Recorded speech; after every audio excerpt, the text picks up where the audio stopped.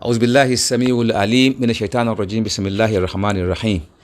Alhamdulillah, our next segment sort of fall upon, stress. Sometimes you go through a lot of stress and you think that whatever sin that you've committed, Allah is not going to forgive you because you think you have broke the law so much so that Allah is actually angry at you. There is actually light at the end of the tunnel. That's what I'm going to be telling you. I'm not speaking as a medical science or a psychiatric, but the basic trend that make it possible for each and every one of us to realize that Allah actually, open His hand wide, so to speak. I don't mean Allah have like a hand to open wide, but I'm just giving an idiom because we all sin. Sin really is the willful breaking of divine law. So if you break the law that Allah have stipulated, sort of like sin against Allah subhanahu wa ta'ala. Actually, so intelligent is the one who commit crime or sin and realize that and make a stride to right the wrong. After all, we all created weak, conditioned to fall. But when we fall, we don't have to stay on the ground. We have to keep on moving, and we're going to fall again.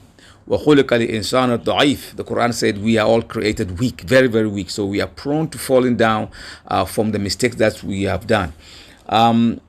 Because what may be easier for you might be very difficult for somebody else to achieve. So only you exactly know best which steps are easier for you to take and to make amends.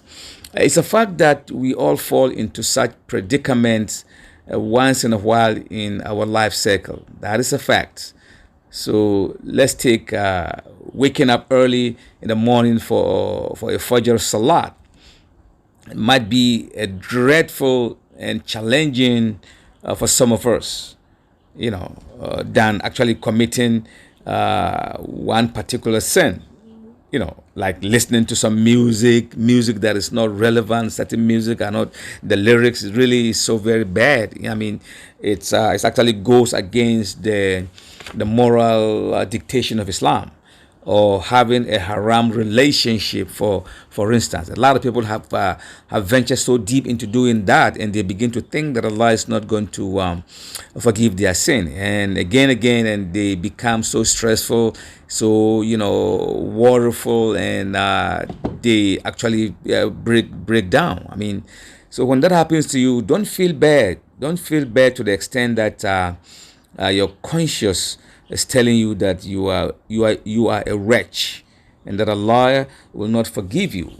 Well, what I can tell you is that don't let shaitan get into your head and convince you to miss other prayers as well. Of course, you have to feel bad after sinning or missing a prayer. It shows your inner hurt and guilt, For a Muslim who is trying to kick these habits and trying to be better next time, Shaitan keeps a closer track. He keep a closer track record of those people who commit crime, and they begin to think that they're not going to be forgiven. Well, the Quran captures that scenario, and Allah said in the Quran, in translation, Allah said, "And never give up hope of Allah's soothing mercy. Truly, no one despairs of Allah's soothing mercy except those who have no faith at all." This is Quran chapter 12, verse 87. So my dear brothers and sisters and fellow Muslims, don't you ever let your past sins and mistakes define you. Well, the only thing that should define you is your sincere, intention, your niyyah. Because Allah's attribute is so encompassing, such that in each and every surah of the Quran, there is this formula: Bismillahir Rahman Ar-Rahim. Allah is most gracious and most merciful. And that is mentioned in the Quran 114 times to let you understand that Allah is above, whatever you are thinking of Him. The only sin that if you commit, that Allah will not forgive you is associated partner with Allah. Even that one, if you commit that kind of crime, associate partner with Allah, and before you die, you make tawbatan nasuha, and you repent sincerely to Allah subhanahu wa ta'ala and never to return and do it again. In that case, Allah will forgive you. But if you die doing, association of partners with Allah, that becomes a big problem. And that is exactly what we should understand. Allah is all forgiving, most merciful. So Allah does not change the condition of men unless they seek to change their innermost self. This is Quran chapter 13 verse 11. So what this verse is saying is that if you want Allah to forgive you, make a stride, and try to change. Don't say, just because I've fallen down, I'm not going to get up and keep on going. No, you get up and you keep on going.